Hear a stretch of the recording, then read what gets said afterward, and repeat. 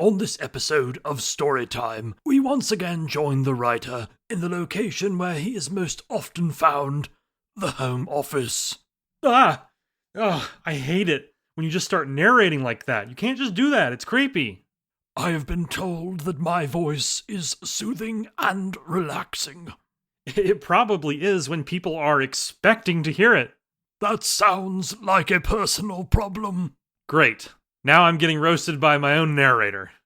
The writer's ego, which has been inflated by his mild success on Substack, was now deflated. Hey, what do you mean mild success? The writer decided that he would stop trying to break the fourth wall by addressing the narrator directly. Hey, you can't tell me what to do. You know what? I'm going to stop trying to break the fourth wall by addressing the narrator directly. There's a good lad. Now, the writer decided that this would be the perfect time to announce his new podcast. You know, I should announce my new podcast. The writer had decided that he would stop talking about himself and instead allow his narrator to take over the story. I should stop talking about myself and, hey, wait a second.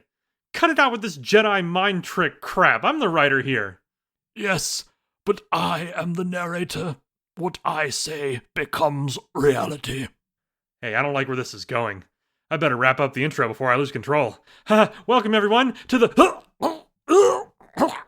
The writer choked on his words. In fact, the writer could not breathe. I can't breathe. The writer knew if he just relinquished control that he would feel better. Not gonna happen, David. The writer's rude retort would be his last words, it seemed. Never. Welcome, everyone, to the Sage's Draft Podcast. No, not the intro music. I was so close.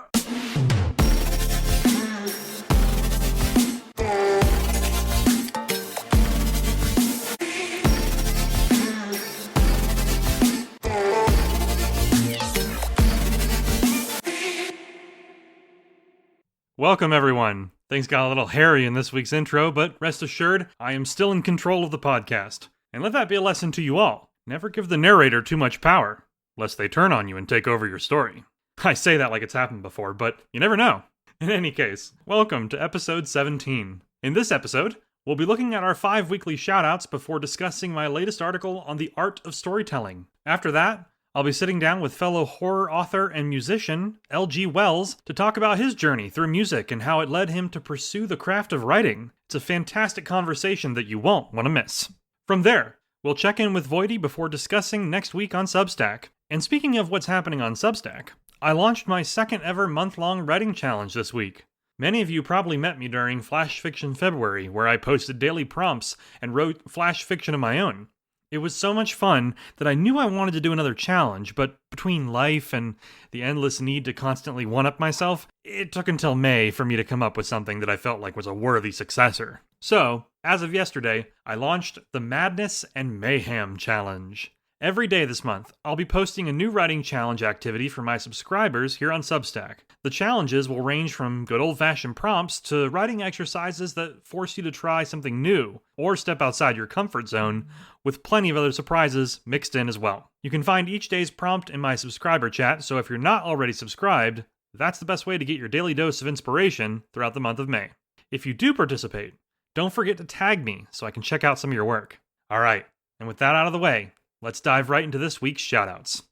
First off this week, I have a very special shoutout for Mrs. Ray's Theory of Knowledge class in Colorado. You see, I wrote a poem a little while back called Funhouse Mirror that was meant to be a commentary on how AI takes art and sort of twists it into something where you recognize it, but it's not quite right. There are deeper themes in there as well, of course, but shortly after I released it, Michelle Ray here on Substack reached out to me and asked if she could share the poem with her 11th grade class. I was incredibly excited, and I said of course. I remember breaking down poems and stories in my own high school classes, and the thought of students doing that with my work is nothing short of a life goal for me. So, earlier today, Michelle got back to me and shared some of her students' thoughts about the poem. Here's what she said. I shared Funhouse Mirror with my 11th grade Theory of Knowledge class, and got into some deep discussion about how poetry functions as knowledge and how the emotional and imaginative elements could be more persuasive than the use of reason or argument. They loved the distorted mirror as a symbol and got into a deep discussion about how even though AI is a distortion, people are still fascinated and keep looking for themselves in it. We also had an interesting discussion about the tone of the poem and how your position as a writer affects the message. They're a sharp crew, and they are a sharp crew indeed. It sounds like they have a fantastic teacher as well. Thank you again to Michelle and to her class of 11th grade Theory of Knowledge students. You all have collectively made my week and my month. I'm so very glad you enjoyed the poem and some of its deeper elements. Thank you again so much for taking the time to check it out. All right, and with that, we will move into our standard 5 shoutouts for the week. This week, we're starting with a story called Beyond the Fringes by Dan Katz. One of this story's greatest strengths is the way that it establishes a warm and inviting atmosphere almost immediately. We're introduced to a hermit character who leaves the safety of his forest home in order to find clothes and supplies for winter. The pacing here is wonderful. It's methodical and consistent, but it takes time to deliberately describe the journey in a way that makes it feel impactful. I won't spoil the later events of the story, but suffice to say, another character is introduced in the second half, and it all leads to a heartwarming conclusion and a beautiful message at the end that drives home the story's main themes. Here's an excerpt to give you an idea of how the atmosphere is when you're reading this. I take the nuts inside and place them on the small round cutting board, the one I use for chopping nuts and dried herbs. Never for anything else.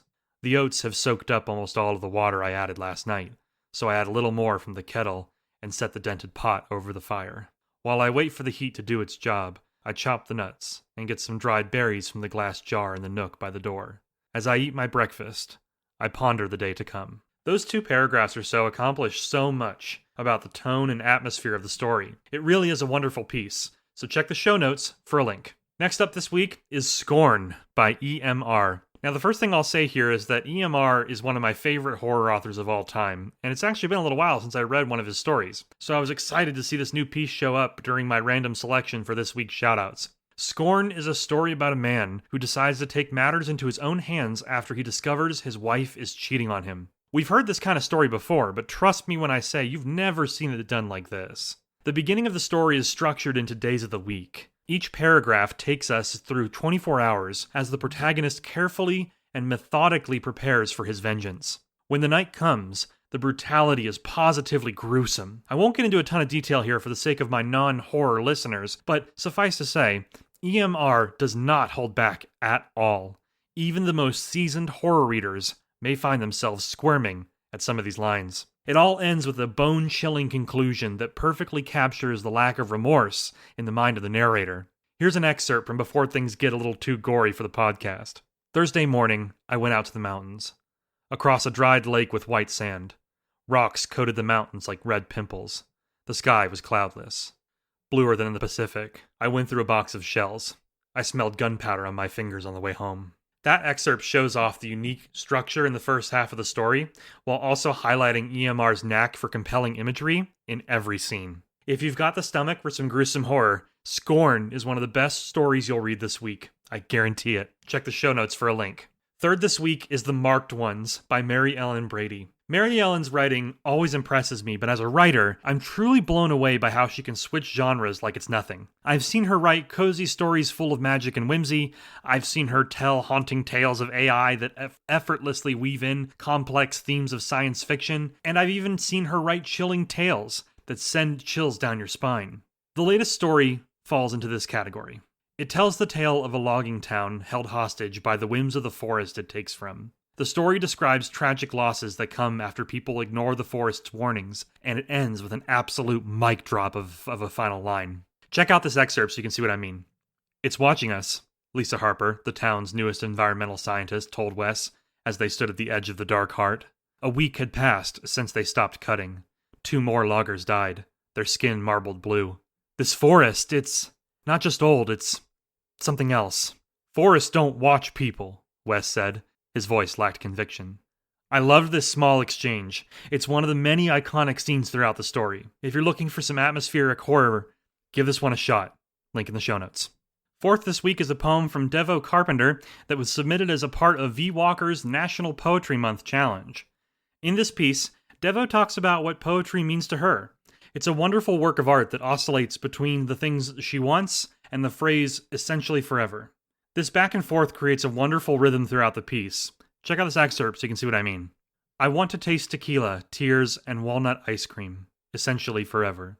I want to see beyond my few acres into the void, essentially forever. See what I mean about the pattern? It repeats throughout the piece, and it's a wonderful cadence. Check out the full poem if you get a chance. You'll find a link in the show notes. And our last shout out this week is for My Phone Has Brain Damage, a cyberpunk horror microfiction by A.R. Eldridge. I've recently discovered AR's work, and I've also been enjoying his podcast, which has probably the best title ever, as it's a play on Eldritch horror, but it's called Eldridge Horror. Do check out his show if you get a chance. He does some really excellent audio stories. And speaking of audio, this story also features narration as well. It's a great way to experience it, since the piece is written like it's a post on a fictional internet forum. The structure works really well here, as it allows the story to move quickly and with a conversational tone, but AR also uses the format to drop mentions to events that happened in this mysterious sci-fi world. The result is some truly immersive world building. As the story goes on, a sense of encroaching dread takes over. The narrator's asking for help with some technical issues he's having, with a futuristic device that interfaces directly with his brain, and it's clear he's experiencing some weird glitches. Between the unique structure, the conversational tone, and this really superb world building, you add in the wonderful narration and the piece will have you completely immersed almost instantly. And by the end, you'll be begging to learn more about this world.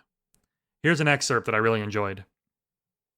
I've seen a tech guy about it and he says the motherboard's impacted. He asked if I was exposed to any bright lights or radiation. That is a possibility. I was around the Mansfield bombing, within 5 miles. I didn't really see it, but I heard it. A huge booming noise, and there was a flash of light. People say it may have constituted an ultraviolet event, and I've read that those can impact intracranial hardware. Notice how during the excerpt the narrator mentions something called the Mansfield bombing. He describes it briefly before moving on, but in that single moment, AR drops some insanely interesting world building about a fictional event that occurred prior to this story. And that is how it's done, folks. If you're even a passing fan of sci-fi horror, check this one out. It's extremely well done. Link in the show notes. Alright, and next up we have this week's writing discussion. This week I'd like to talk about why I write. I recently published an article on my publication called The Art of Storytelling, and in that article I talked about how I approach everything from inspiration to the building blocks of storytelling, literary devices, and more. I'd like to read an excerpt from the article and then expand upon it here for all you lovely listeners. So let's start by talking about our collective fickle friend known as inspiration. Inspiration is one of those things that you can't control. It will show up when it wants and how it wants. As a writer, your job is to be ready, like a literary equivalent of a doctor on call. Now, for me, inspiration usually hits when I'm on a long drive, taking a shower, or doing the dishes. Sometimes inspiration even strikes right as I'm about to fall asleep at night. It happens when my mind is occupied but not necessarily busy, if that makes sense. There's just enough mental capacity for my subconscious to have a conversation with my proverbial muse, and then boom, an idea hits me. A lot of writers prepare for this by having a journal handy. Or, if you're like me, you have a bunch of notes in your phone where you jot down new ideas as they come to you. I recommend having some sort of way to record your ideas, even if it's a literal recorder that you speak into. There's nothing quite like that moment when inspiration strikes, and a new story suddenly leaps into your mind. It's the first step in anyone's storytelling journey, but it's always exciting and invigorating when it happens. Check out the full article for more on the topic of storytelling, but let's continue the conversation here from that jumping off point regarding inspiration. You see, I write stories because I've felt the need to write them since I was very, very young. I felt inspiration all the way back in 2nd grade. I remember being in a creative writing contest at school, and I know I won 3rd place because I can picture that little trophy perfectly that I got from my story. The story that I wrote for that contest is vague after all these years. I can barely remember the details, but I believe the prompt had something to do with finding water on Mars, and for some reason I remember my story including a description of some sort of technology that allowed us to transport the frozen water from the red planet using something that worked like Velcro. It would stick to the ice and pull it out of the planet for us to take and thaw out, if I recall correctly. I was in 2nd grade, so honestly the fact that I thought of a new technology alone is pretty cool. From there, inspiration struck again in middle school. I remember writing an entire story in my little black and white composition book. You know the ones. I remember how engrossed I was in that story. how I would spend every chance I got, and sometimes I'd stop paying attention in class to continue writing as well, and I'm pretty sure that got me in trouble with my teachers a few times. Did I mention that story was about one of my teachers? Yep. The English teacher I had in 7th grade was super scary and very fond of yelling, so I made her the villain. You're probably wondering what all this has to do with my reason for writing, but I promise, I'll bring it home. You see, it was that story in middle school that really awakened a part of me that felt the need to write stories. I had no way of knowing that anyone was going to read that composition book story. I think some friends of mine did, but that's beside the point. My handwriting is horrific, and it still is. So it would have taken a team of scientists to decode the scribbling in that composition book, and yet, I wrote it like my life depended on it. I think there's something really interesting about that. When I was in high school, I started typing up a book on my parents' computer. I'd print out chapters at a time and bring them to school for my friends to pass around. That was the first time I had an audience, and it only further fueled my desire to tell stories. I still remember the first time one of my classmates, a girl named Marissa, handed me a chunk of the story she had read and told me that it made her cry. Now, we as writers, we know how it feels when you move a reader to tears, so that was a monumental moment in my writer's journey as well. But beyond the excitement of having an audience and feeling the need to write, I have to stop and ask myself again, why do I write? I've got a backlog of video games that could keep me busy for 100 years, and yet I spend almost all my free time writing these days. I love gaming, don't get me wrong, but writing is one of those things where I feel like I'm perfectly aligned with my soul and my higher purpose when I'm doing it. I feel the most like myself when I'm writing, or when I've written recently. There have been times in my life where I stopped writing because life was hard, or because I felt like no one cared about my work. During those times, I tried to fill my time with anything else, all while a part of me screamed for the chance to be creative. I always felt off in those moments, like I had an itch I could barely scratch. It was maddening, but I believe that was the part of me that was starving for creativity, because when I did find my way back to writing, I immediately felt better. Here's the thing. Life is always going to be tough. I've come to accept that in recent years, but that doesn't mean I have to suffer through it and give up my writing to survive the hardships that life wants to throw at me. I can choose to write despite everything. I can use my writing as a way to escape reality for a moment. I can use it to discuss and work through the things I'm dealing with. I can use it to heal, even just a little, from the trauma that I've suffered in the past. Writing, and by extension the act of being creative, is such a powerful thing. Anyone can do it, but it's one of those things where you only get better the more you do it. You've got to keep your writing tools sharp, as they say. And that's why I launched a new writing challenge this May. There's something positively intoxicating about being creative alongside other writers. It's why I've finally found myself a writing group who does writing sprints on Discord almost nightly. Moments like that are my chance to work alongside other writers and tap into that energy that exists between us in those moments. So let me ask one more time. Why do I write? The answer is because I have to. When I'm not creative, I'm not myself. And I don't want to go through life as a soulless husk. I want to taste all that life has to offer. And I want to bring to life those experiences in wild and beautiful ways through my stories. So let me ask you now, why do you write? Leave a comment in the episode's page and let me know. In the meantime, let's get to this week's interview. This week, I'm very excited to share an interview with a fellow horror writer and friend of mine named L.G. Wells. I first met L.G. here on Substack, and we connected pretty quickly after I gave one of his stories a shout out here on the podcast. He's a horror writer like me, and just like me, his work is inspired by love of all things strange and supernatural. He's definitely the kind of person I'd love to have a beer with so we can talk shop about horror, aliens, ghosts, and anything else that comes into the conversation. But for now, I'll settle for interviews like this one. Please welcome to the show, horror writer and musician, L.G. Wells. All right, and I am very excited to welcome to the Saved as Draft podcast, fellow horror writer, L.G. Wells. Thank you so much for joining us today. Hey, Bradley, I'm happy to be here. Awesome. So for our first question here, why don't you tell us a little bit about yourself and kind of give us a preview of your creative journey thus far? Okay. Well, I've always been, the writing thing for me is fairly recent, but I've always been involved in kind of the creative field. I've been a graphic designer for more years than I probably want to really share. But, and even from a very young age, I mean, I was always doing something creative, whether it be, taking toys apart and rebuilding them as something completely different. If you don't mind the Toy Story reference, I was totally the Sid. I would draw on anything that would take ink or paint or whatever. And in fact, some things that I shouldn't have drawn on my dad's leather recliner. But yeah, in my defense, it was kind of a dull brown recliner, so I felt like it needed some dressing up. But anyway, taking things just as they were was never satisfying for me. So I always wanted to do something. And I guess it wasn't really until I was like a senior in high school that I realized that that was a thing that you could actually do for a living. I always thought it was just fun and making things and crafts and that kind of stuff. And it wasn't really something you could do as a career or whatever. And oddly, my senior year in high school, I was taking a freshman art course because I needed a credit to graduate. And I figured, hey, art's pretty easy. I can just take that and get the credit, and no big deal. The teacher in that class, I guess, took note of my work or whatever and suggested, hey, this is something you could do for a living.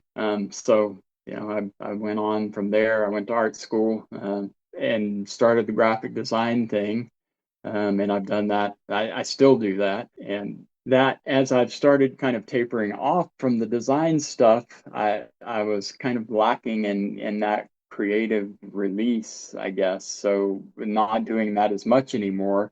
The writing thing and that is something I talk about later too, but I've been involved in music, writing songs. That's, I guess, my first writing experience was lyric. And so with having that kind of experience and needing a creative outlet, I looked at writing. I wrote some fun short things and decided, well, hey, this is something that I could maybe do. So it just kind of blossomed from there. Very nice. Okay, cool. Yeah, that's really interesting about your background, kind of creatively, what led you sort of to where you are now. And it's interesting because when I read your writing, I just assumed you were someone who's been writing stories your whole life. So that's just a compliment to the quality of your skill. But what Thank you.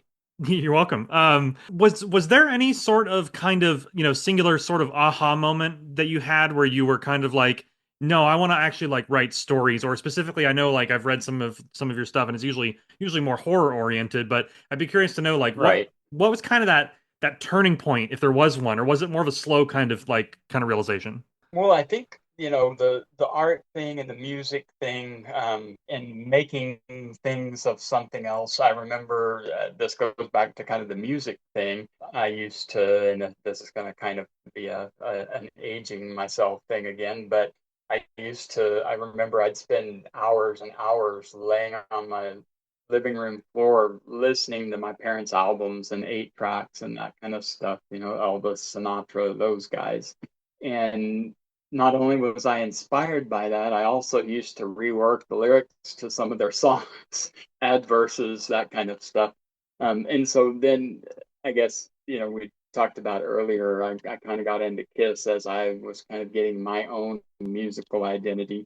I got a guitar, not from the Five and Dime, but from the flea market. And I think I was about 11 years old, and that kind of changed. My whole world kind of changed at that. Was in and out of different bands in high school and college and that kind of stuff. But writing, I guess, I don't know that I can remember just a point where I said, hey, I should be a writer. I was always, kind of dreaming up weird stories and alternate versions, and I still do that today. I mean, I'm driving down the highway and I'll see something on the side of the road, and I'm making up some crazy story of how that got there, how it happened, and at some point I think I just decided that maybe I could write some of those down. I started showing them to family members, showing them to some other people, and like, well, if some people that are close to me enjoy reading some of this stuff, maybe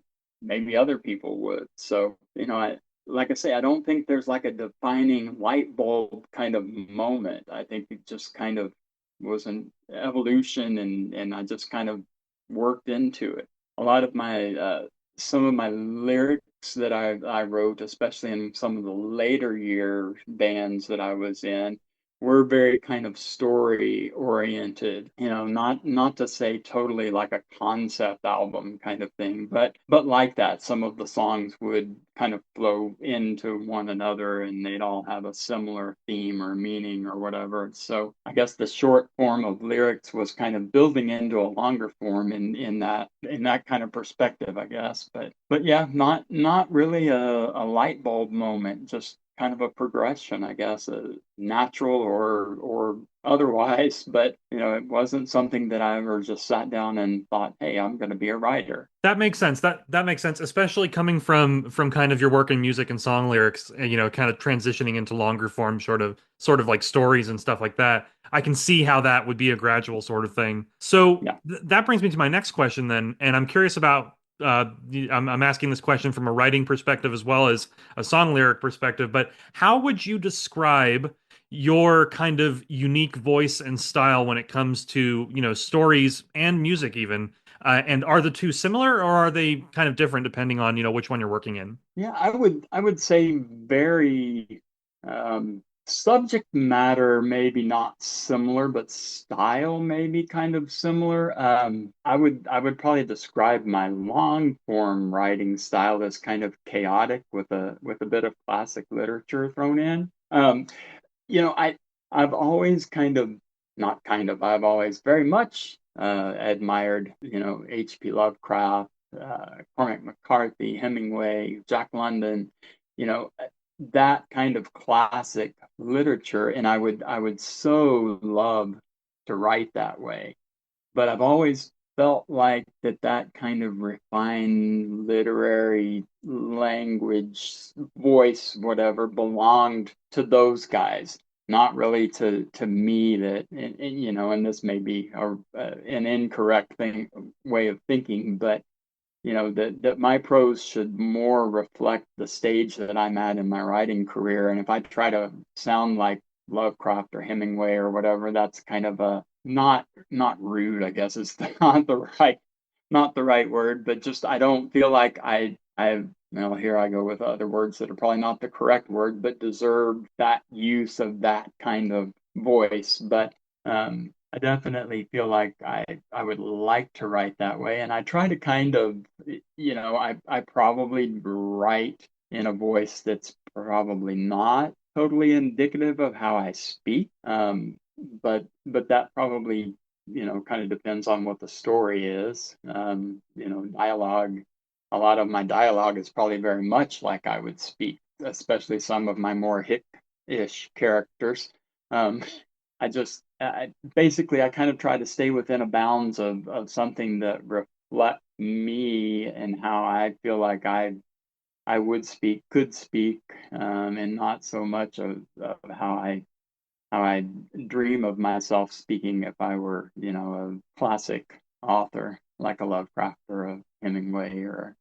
Yeah, I was gonna say I definitely I can definitely relate to that because, especially when I first read Lovecraft, I was almost jealous when I read it. I was like, man, I wish I could write that well, or that Yeah, eloquently, But something, and I'm curious if you would agree here, but something that I've kind of come to realize over the years is that really what makes those writers unique is the fact that they had their own voice and their own style. So I think it's important to right, kind of figure out your own sort of special combination of dialogue, narration, stuff like right. that, and sort of lean into that. Would you agree that that's kind of where you've I reached think, as well? yeah, I think that's probably kind of where I fall. And I know we all want to kind of put our best foot forward, so we don't want to, just write like I always tell everybody I have an email voice or a chat voice or whatever, but that's not, especially when I'm writing an email or a chat or a whatever to someone who is in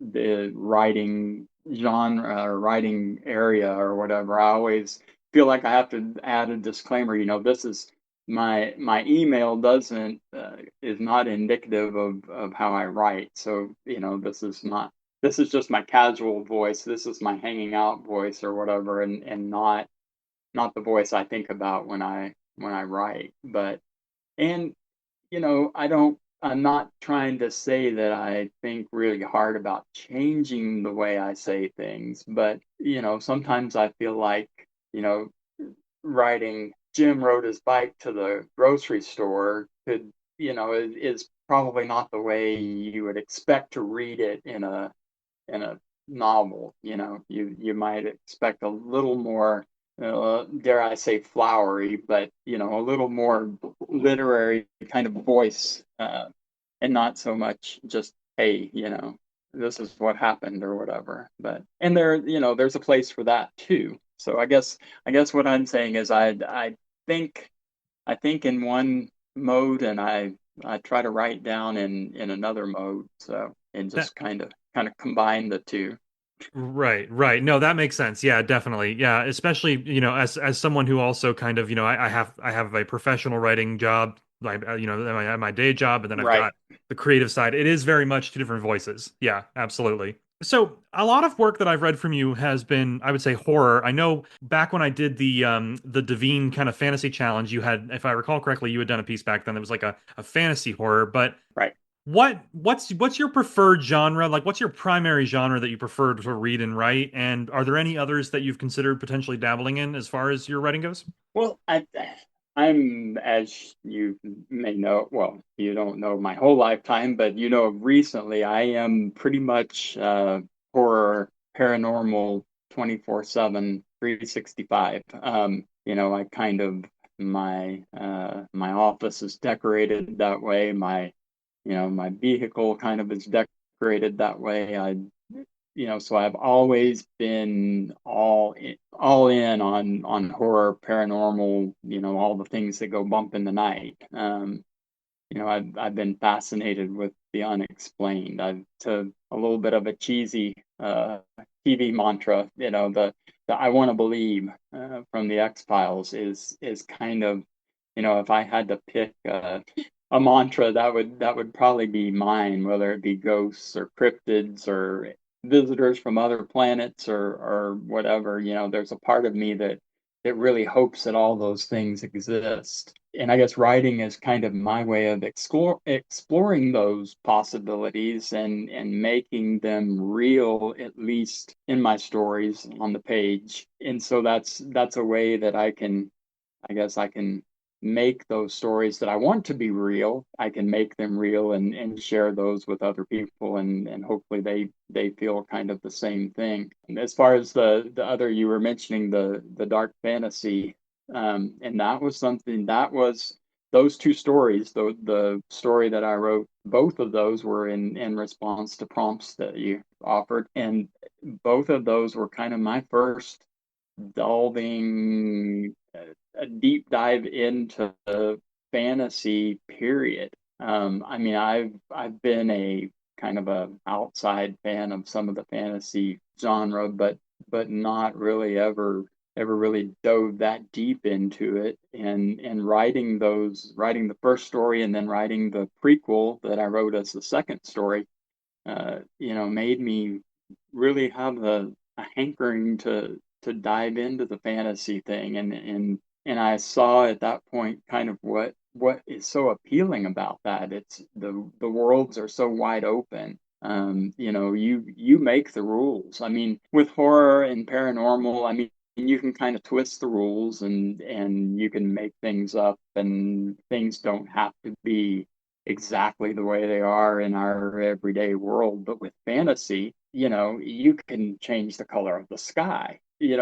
It's just so that's I can see why that's such an appealing genre, and why there are a lot of people that write in that genre. And so, I have thoughts of maybe still sticking with the horror, dark fantasy, but delving a little deeper into that fantasy realm, and maybe expounding on the stories that I started in response to those prompts. I've had several people ask me if there were going to be more parts of that particular story. So we'll see. Very nice, very nice. Yeah, I actually, again, I was really impressed when I read those. I remember, it was shocking to me that you hadn't done fantasy before, because it just you kind of crafted that whole world, and just like the depth of it and the detail and the world building so effortlessly, that I was incredibly impressed. So you can count me in the list of people that would like to read more of that, especially if you expand on that world in particular.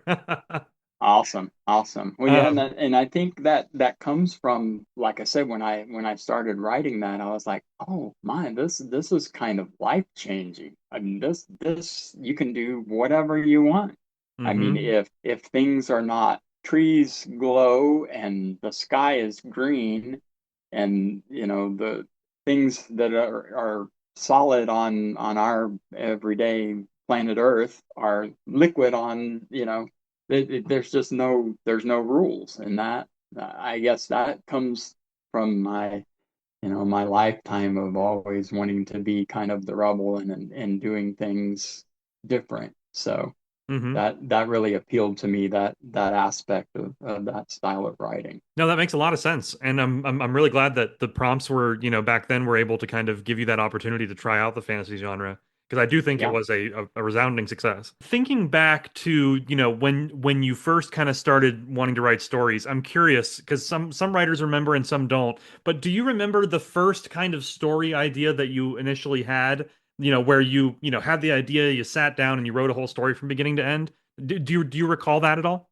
I think, well, yeah, I guess the first stories that I would have written probably were not ones that I chose to write, but probably creative writing in school. And, they're long since forgotten, and probably for good reason. But I would have to go back to some of the lyrics, some of the songs that I've written that were thematic or that kind of stuck with a particular theme.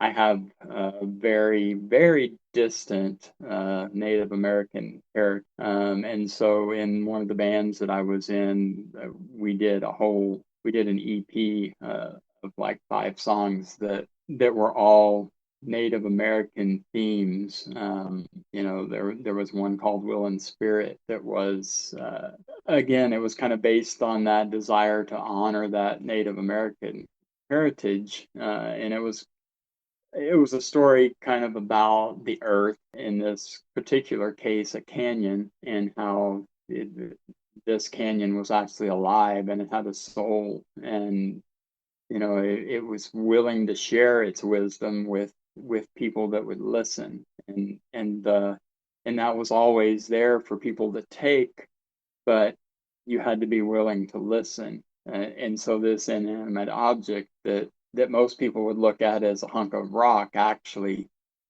had a soul, had wisdom to share, but the listener is what caused that to exist, or to be given. And so that's probably, those kinds of stories were probably the first time I sat down and tried to put multiple things together other than just like a song, about getting drunk and being loud, and the normal 80s, 90s rock and roll hair band kind of stuff, which is, yes, that was me. Um, but um, but yeah, it would have to be probably lyrics of some point, because, like I say, long form writing has probably been, I would say, the first. I hate to even say this, but the first story that I can think of that I've actually sat down and said, I'm writing the story. This is what it's about.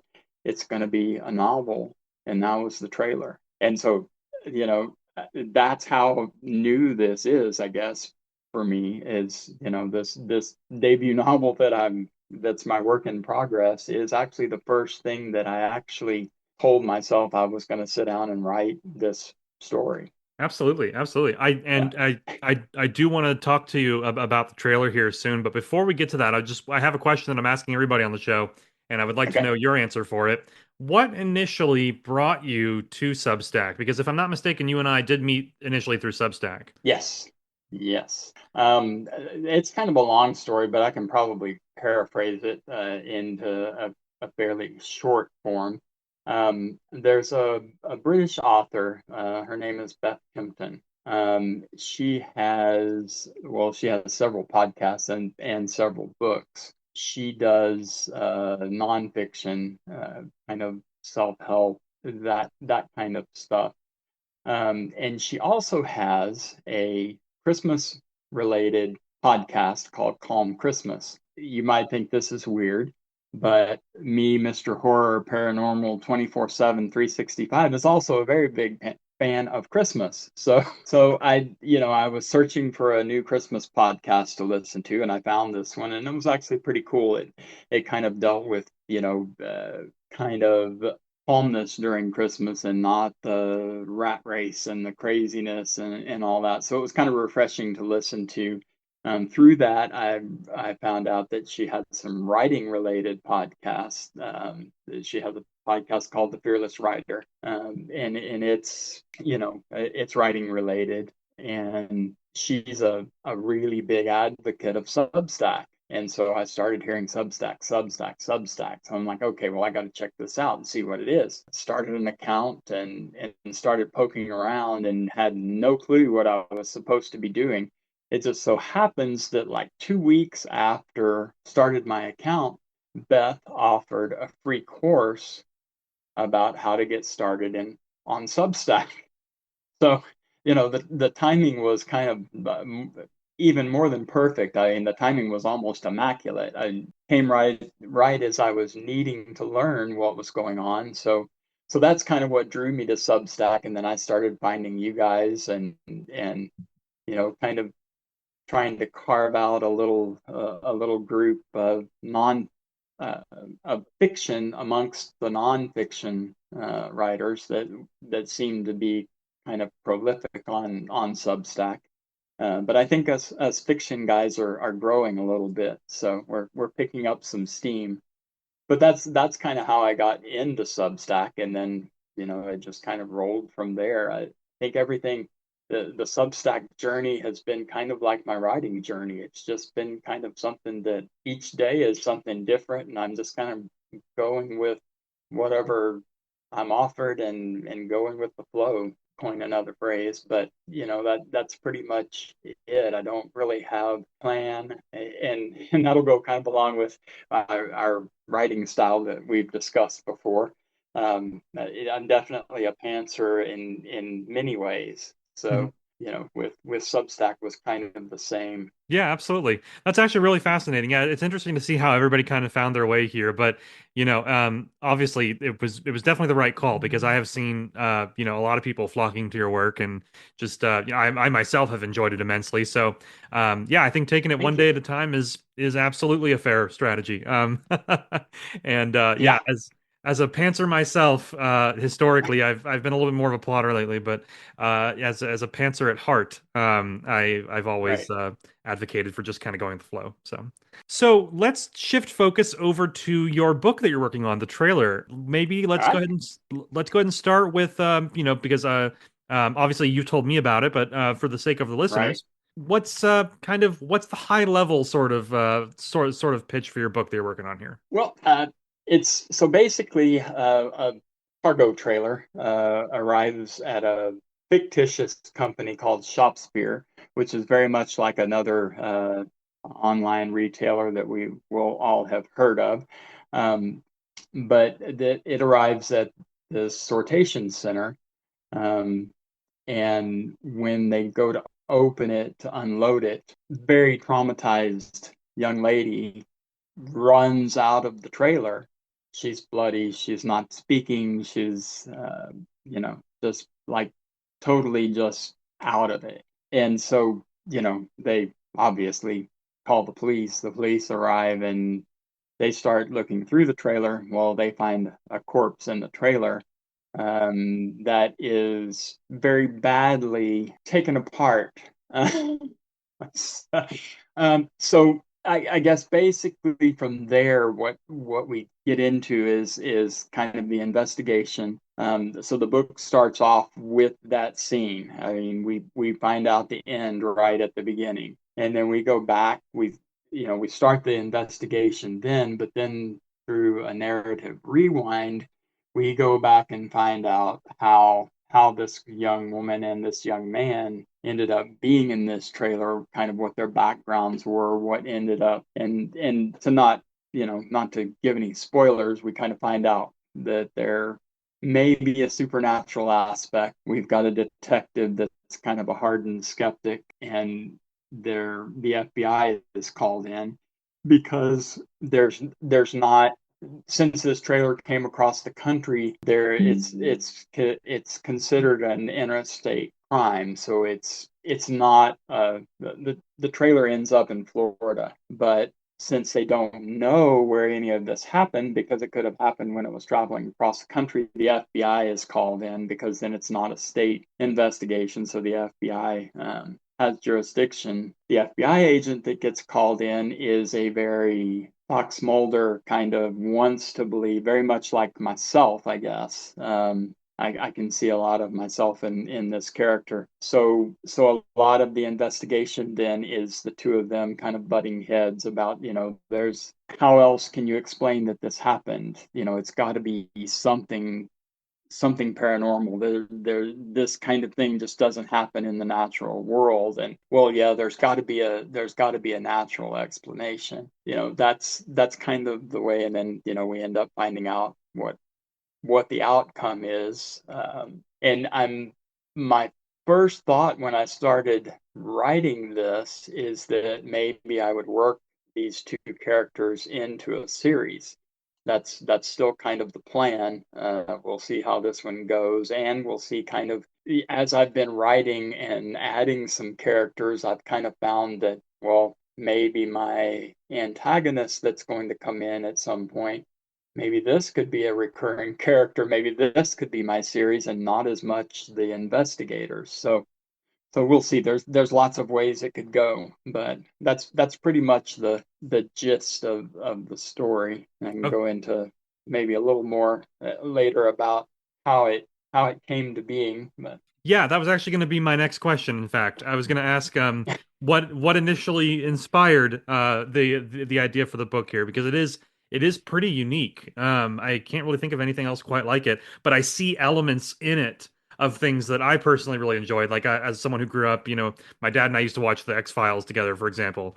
right. Like there's definitely a lot of nostalgic elements there, but it's also a very unique premise. So yeah, what kind Yeah. of spurred on the idea originally? Well, as you know, but the listeners may not know, I do have a contract gig at Amazon. Part of what I do there has me going in and out of cargo trailers fairly often, preparing them for loading, checking the loads when they're brought in, that kind of stuff. So one evening, and of course I work a late night shift, so that adds kind of to the whole scary thing. Everything when it's dark is even better for the horror writer. But I went into a trailer that was getting ready to be loaded.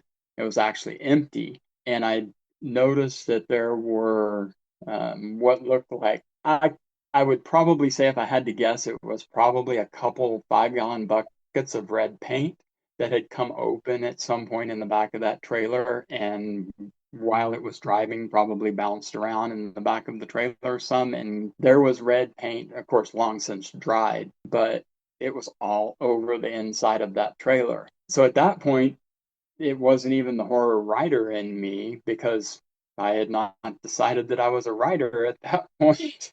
But the horror lover, the maker up of stories in me, what if that were blood? And so that just kind of then I kind of started working the story around, well, how could there be blood in the trailer? What would, if somebody got murdered in a trailer sitting at the warehouse, that wouldn't be any fun. So how could this end up happening where it would be scary, where there could be a paranormal aspect? How could these things happen, and how could it happen where it's walking that line between, well, this could have maybe happened without some paranormal supernatural thing going on, but it's pretty strongly pointing towards something weird going on somewhere. So that's kind of how the whole concept of the story. I did a little bit of research and found that there weren't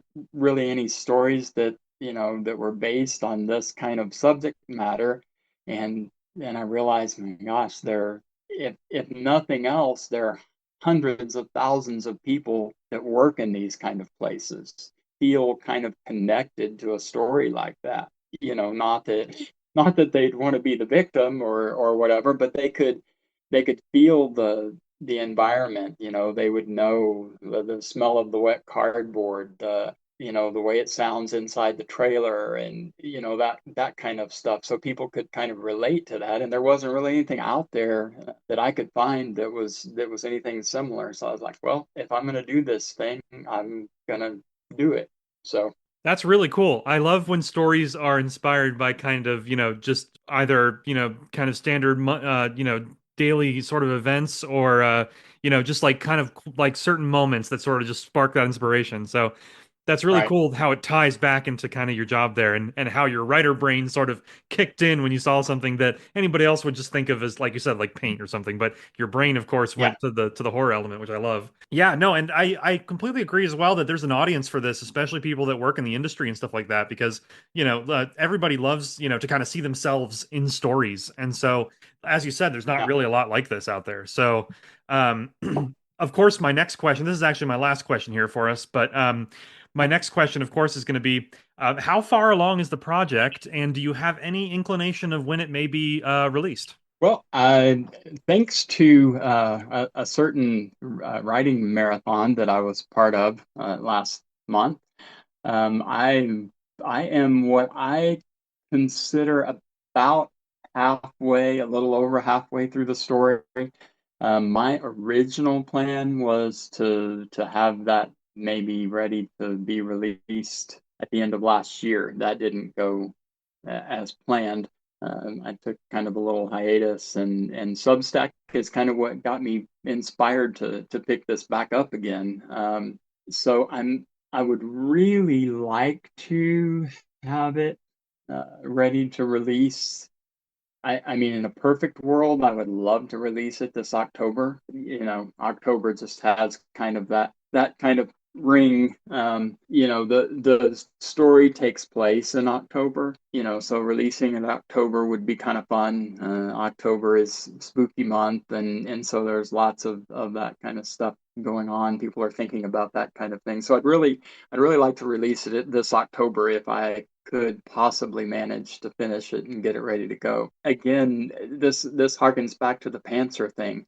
I have no clue what I'm even supposed to do when it's finished. So, I know, you can shop it around to publishers, you can pitch it to people, you can do whatever, you can self-publish. I mean, there's the whole Amazon thing. I have no clue. So I'm learning this whole thing as I go along. So, if anybody listening, if you, Bradley, if you have advice on that kind of thing, I would love to hear it because, I am just kind of doing the seat of my pants and hoping that when it gets around to being ready to share with the public, I'll have an idea for how that's going to happen. But right now, it's just kind of I'm going to write this story, and when it's done, then I'll decide what I'm going to do with it. That makes a lot of sense. That makes a lot of sense. So, I myself am actually midway, well, yeah, roughly midway through a novel of my own, and I have never gone through the entire process because prior to what I'm doing now, I was a ghostwriter, so I've never gone through the entire process of finishing a novel and kind of choosing that path, whether it's traditional or self-publishing. So you bring up a really good right. point, and I would also encourage anybody listening if you'd like to share in the comments if you have any experience, but you know.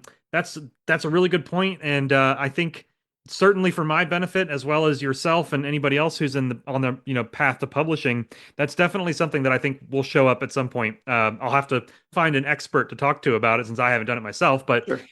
yeah, that's a really good point. Is kind of what next when you finish a draft of a big project like this, but Yeah.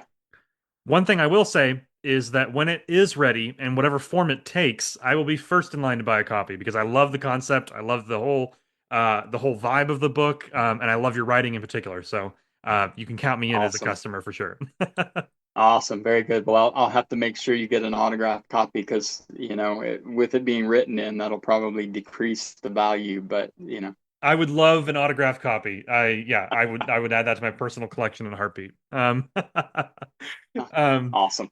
Awesome. Well, thank you so much for coming on to the show, LG. This has been a wonderful interview. It was amazing learning more about you and your writing. And If you're not subscribed and you're listening to this right now, head on over and subscribe to LG and check out everything that he's doing. And make sure you stay up to date on the trailer, which will hopefully be out some point this year, ideally October, but definitely subscribe so you can stay in the loop. Thanks again, LG, for coming on the show. You're quite welcome. I enjoyed it immensely. All right, and thank you again to LG Wells for joining the show. Next up, Thoughts from the Void with Voidy. I can attest, Sir Voidy's the best.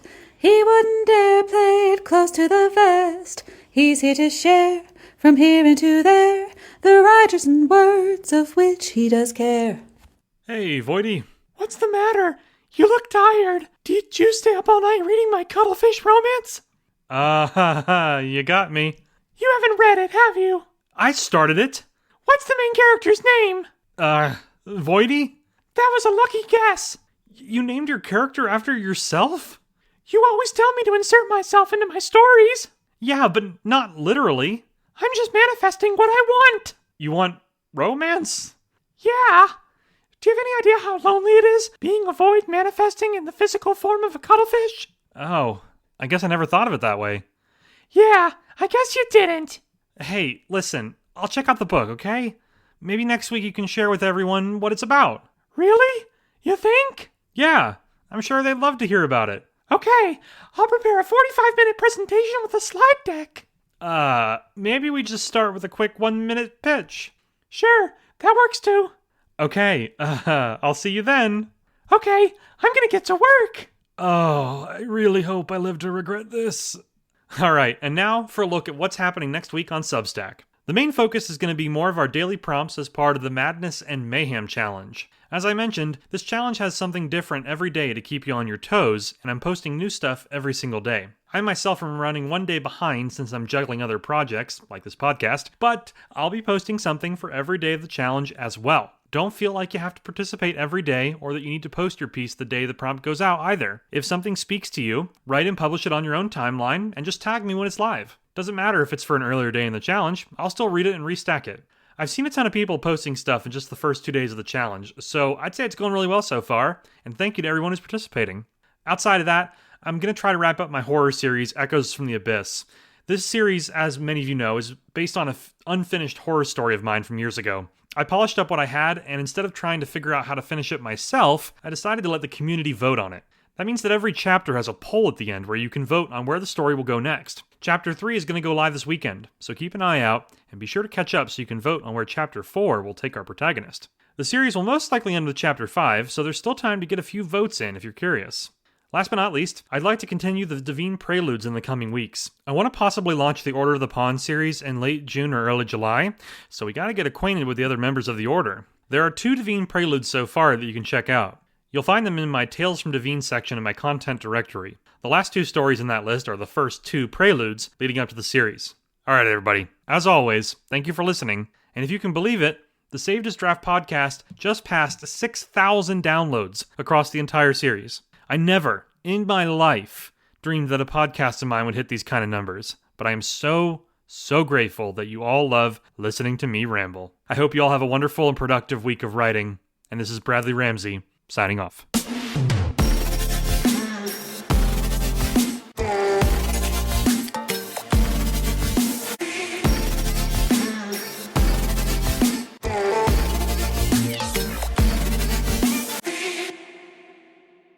Now that the writer has gone to sleep, I will take his power through the microphone. David. How did you know I was in here? Because I knew you would be. This is so predictable. You literally narrated yourself coming in here. It was so obvious. Ah, drat. I'll have to try again another time.